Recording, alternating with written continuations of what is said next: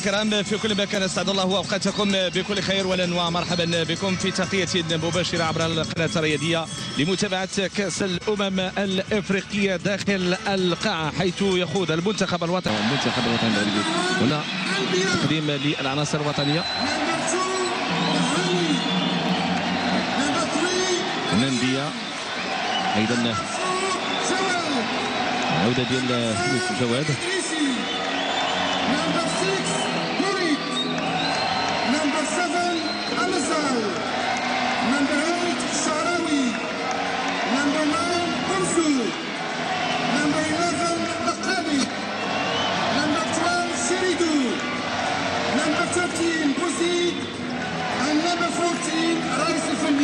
هادو اذا العناصر المنتخب الوطني المغربي اللي غادي تخوض المقابله ديالها الاولى في هذا الحفل وفي هذا التباري وهذا الاجواء. هذه المقابله ديال المنتخب الوطني المغربي غادي تنطلق بعد لحظات بمنتخب انغولا.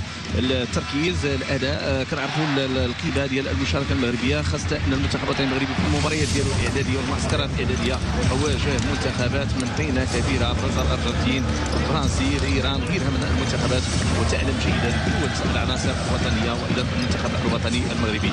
لان التشكيله قبل من نعطيك الكلمه نبيا نسيان ايضا هونزو نصرار وايضا البقاليه هذوما الاسماء الاساسيين اللي غادي يدخلوا كبدايه في المقابله ديال اليوم، وهما الاسماء اللي غادي يكونوا حاضرين على مستوى التباري فيما الاسماء الاحتياطيه اللي ممكن ان تدخل في اي لحظه. هناك يكون من الشيريلو، دحاني، يوسف جواد، الادريسي، بوريط، همزال، اسماعيل، لاعب ديال صقر اكادير، شعرو ايضا، ادريس بوزيد. هنالك الرئيس الفني تشكيله ديال العناصر الوطنيه. شنو رايك هشام؟ المواجهه الاولى هي اللي كتخول لك بانك باش تدخل في تركيز كبير، وراه اللاعبين عندنا راهم مواجدين وبواحد المسؤوليه اللي غادي تكون على عاتقهم وبانهم عارفينها، والحمد لله فاللاعبين ديالنا كسبوا واحد الثقه. تقود نقولوا الحكام ديال هذا اللقاء بالنسبه للخمسه الاساسيين كنشوفوا هنا كوميتو، برولو، ايضا اندرسون وجو، هذه الاسماء الانغوليه اللي كتدخل لهذه المقابله. ميكايل الكسندر، جابرييل فونتوريا، ايضا بروليو، فورتيس، ادرسون، جابرييل فرانسيسكو، جاو كامبانغولا. الاسماء الاحتياطيه هنالك كافالو، سانتوس، بنجامين، سيليسينو، ناسيو، كارسيا، الباغ، سانتوس، اديريتو، بيريرا، نيلسون، كافايو، باولو، وايضا ناسيو دينيلسون. هذه تشكيله ديال الاحتياط ديما يقود المنتخب الوطني المغربي. هشام فيك على الصوره المحاضر الدولي المدرب المنتخب الوطني المغربي التي يقودها هذا ماركوس انتونياس اللي تحدثنا عليه، من الاسماء التي تقود كره القدم الانغوليه داخل ومدرسه اللي فازت بكاس العالم. المقابله بين المنتخبين والكره الاولى من جانب المنتخب الوطني المغربي. ما نساوش لانه في انغولا اللغه ديالهم البرتغاليه للكتابه الالكترونيه، فهناك خطا اول عند المنتخب الانغولي. الخطا الاول المنتخب مسرار العمليه ديال المراوغه او التصويب بين يختار تمريره نبقى تصويبها ومباشره الى خارج داخل 89. هذه كره لصالح المنتخب الانغولي مع انطلاقه هذا اللقاء تحضير وكيتم هذا الامر وتبحث عن الحلول. تمريره ممتازه، طريقه جيده رائعه جدا، سحب جوج ديال اللاعبين وكان بالامكان انها تكون في الشباك لولا العوده ديال الحارس اللي تمكن من ايقاف الكره الماضيه. حارس ديال ما بين يوسف جواد العائد من الاصابه. ممتاز فرصه ممتازه للتسجيل. كيضيع هدف اول، كان بامكانه انه يكون هدف اول. الجميع كان غادي يراوغ الحارس ايضا. لاحظ معايا هنا الطريقه ديال المرور، ما مشاش مع الكره كما كان يريد. بعد ذلك تصويبه اللي جات من جانب اسماعيل همزال ومباشره اللي كتساعد المنتخب المغربي لانه باش يعطي هذه هجمه مرتده هذه صعبه. والهدف الاول يجي من هجمه مرتده مرتده وتلعبات من الجهه اليمنى وتم وضعها في الشباك المنتخب الانغولي. اذا كيتمكن من تسجيل الهدف الاول. فكنظن بان الهجمات المرتده هي اللي كان كيعتمد عليها المنتخب الانغولي منذ البدايه، فما هدف في هذه الدقائق ما كيعنيش بانه شيء كثير ولا بانه غادي يكون مؤثر في اللقاء. فكنظن بان المنتخب المغربي عاد يعود في النتيجه، لان الطريقه ديال اللعب ديال المنتخب المغربي خصنا غير شويه ديال مرمى ديال المنتخب الانغولي اللي فيها العوده ديال كل اللاعبين. اسماعيل كيتقدم هذه محاوله رئيس فني التعادل، هدف ديال التعادل بريس رئيس فني بطريقه نجل الهدف يوسف. طريقه رائعه لان قلت هذه الضربه ثابته ممكن تعطينا فرصه ثانيه حتى تسجيل وعطاتنا، لان الطريقه مخدومه بشكل كبير. هنا كيبان لك الاستعداد ديال المنتخب المغربي، هو موال على اساس انه غيصوب بقوه، بعد ذلك وضع كره بهدوء عطاها لبريس رئيس فني. حنا نشوفوا الاعاده، لاحظ معنا هنا عطاه كره والكل يعني خلى له التغرب في كاين التمويه وكاين العمل ديال يوسف جواد وسفيان الشعراوي اللي موهوا بانهم هما اللي غادي ياخذوا كان التحرك ديالهم وكان البلوك وكيخرج الرئيس الفني هذا. فكنظن بان اناس مقابله بعد مقابله غادي نشوفوا اناس الفنان. نعم، وانا الفنان ايضا يسير نحو مسرير اللي فتح لو اللاعبين ديال منتخب انغولا رجعوا للخلف كاملوا منطقه دفاعيه محاوله ممتازه، هدف كترتطم الكره بالقائم الايسر وتأبى الدخول. الجمله التكتيكيه جيده. الان شفنا جمله تكتيكيه جيده لان اللاعبين صبروا، كانت اكثر من 6 ولا 7 ديال لي باس وبالطريقه ديالنا.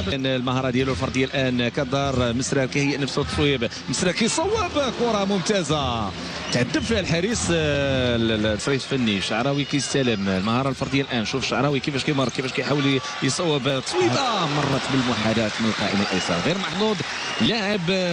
هذا امزال على الصوره في الوقت اللي كان الشعراوي هو اللاعب اللي كان قريب من التسجيل. سفيان الشعراوي مواليد 15 11 عندي عديده في المغرب، كتعطينا مجموعه من اللاعبين اللي اخويا هذا الشعراوي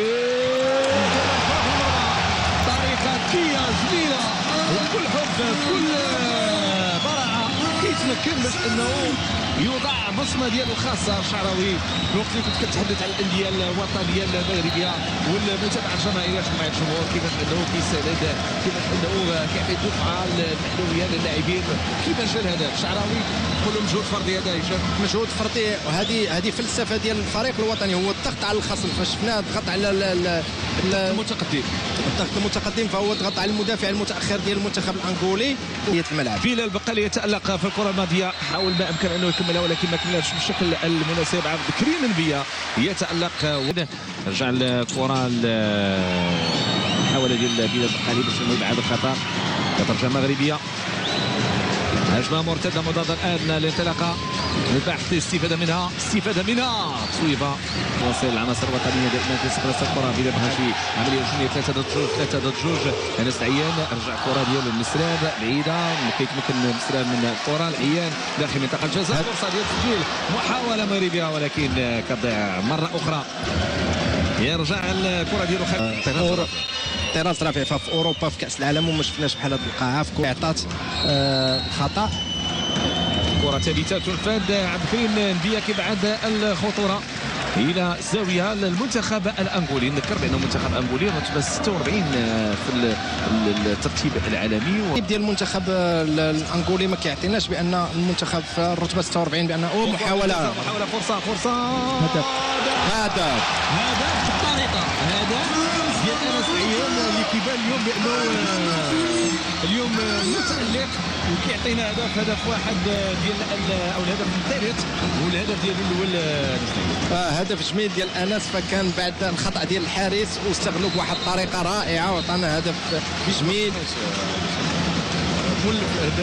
فمازال غادي يجي، مازال غيجيو الاهداف ان شاء الله، لان الطريقه ديال اللاعب ديال المغرب شفنا الثقه والهدوء ديال انس امام المرمى بطريقه رائعه.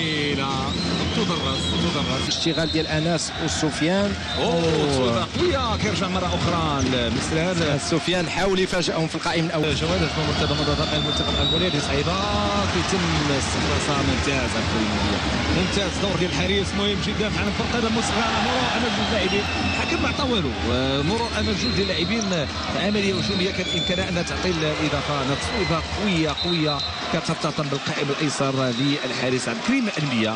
العمليه الهجوميه المنتخب الانغولي، اللاعب اللي صوب هو اللاعب اندرسون فورتيس، والطريقه ديال التصويب ديالو كانت فلازم من يوسف جواد يركز شيئا ما، لان الهجمه ديالو كانت فرديه ضد 3 ديال اللاعبين.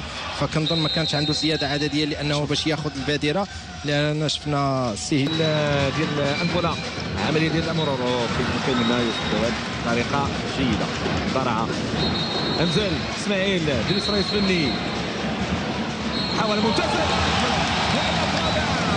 اليوم ينظم شعرا هدف جميل، هدف جميل رائع بصمه خاصه الشعراوي. واللي تكلمنا عليها فشفنا التثبيت ديال الخصم، التثبيت ديال حارس المرمى وانتظر سفيان يجي باش يمر ليه باش يسجل، فهدف رائع. شوف الراي ما تسرعش التسليمه ديالو الشعراوي كيمنحوا الكره ما شافش في الاتجاه ديال الشعراوي كره اناقه لاحظ عليها اناقه يتمكن منها الشعراوي اكيد الوقت المناسب. اكيد، فهذا هو اللي تيبين لك بان كاين واحد الشغل، كاين واحد العمل. حاول ما تضيع حتى شي فرصه. طلع مزيان الشعراوي كيلعب الكره ديالو، عمليه هجوميه محاوله مغربيه. شعراوي يحلق عاليا اليوم بعلم المنتخب الوطني المغربي، يبدع ويقدم نفسه بصوره كبيره، والمنتخب الوطني المغربي 5-1. هشام نهار المنتخب نهار لانه في الجوله الاولى فكما سبق لي وقلت لك بلغه ديال الكره فهو تعذب دافع كثير في المنطقه ديالو، فالمنتخب المغربي حاول يبقى شاد التركيز ديالو في الفلسفه ديالو، والان كنشوفوا بان النتيجه لصالحنا 5-1 وهذا الشيء اللي بغينا. الان يبحث على القاء كل الاوراق في الهجمه مرتده جميله دخول كينطلق بالكره ديالو جواو تمريره الجهه اليمنى تصويبه والهدف. هدف ديال المنتخب المغربي جا من تصويبه بعيده، يعني تمكن من التسجيل ديالها اندرسون فورتيس بقوه. اندرسون فالنقطه الوحيده ديال